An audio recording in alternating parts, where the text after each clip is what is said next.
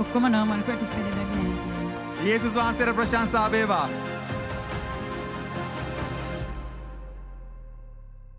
ඉතින් මේ සහෝදරිය සුජීවා ඇය ඇත්ගාල ප්‍රදේශයේ ඉඳන් තමයි පැමිණෙන්නේ.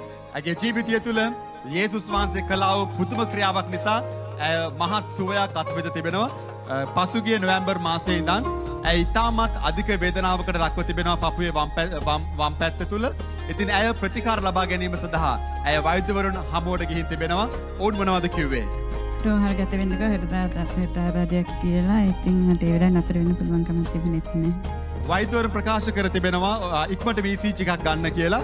ECG එකක් අරගෙන තිබුණා. ඊට පස්සේ ECG වාර්තාව ඒක ඉතාමත් නරකයි. ඒ නිසා ඔබ වහාම රෝහල් ගත වෙන්න කියලා ඇයට උපදෙස් දී තිබෙනවා. නමුත් ඇගේ පුද්ගලික හේතුවක් නිසා ඇය රෝහල් ගත වෙලා නැහැ. ඇය දෙසැම්බර් මාසයේ 14 වෙනිදා ඇය මේ ස්ථානයේ දේව මෙහෙයට සහභාගී වෙලා තිබෙනවා. දේව මෙහෙයට සහභාගී වුණ වෙලාවේ ස්වාමීන් වහන්සේගේ මානුෂයා ඇයට යාඥා කර තිබෙනවා. ඒ යාඥාවෙන් අනතුරුව ඔබ දන්නවද?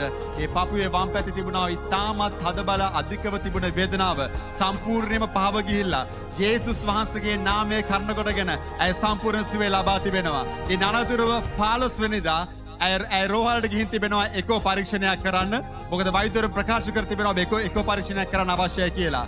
මොකක්ද ඒ එකෝ පරීක්ෂණයේදී ප්‍රතිඵලය වුණේ?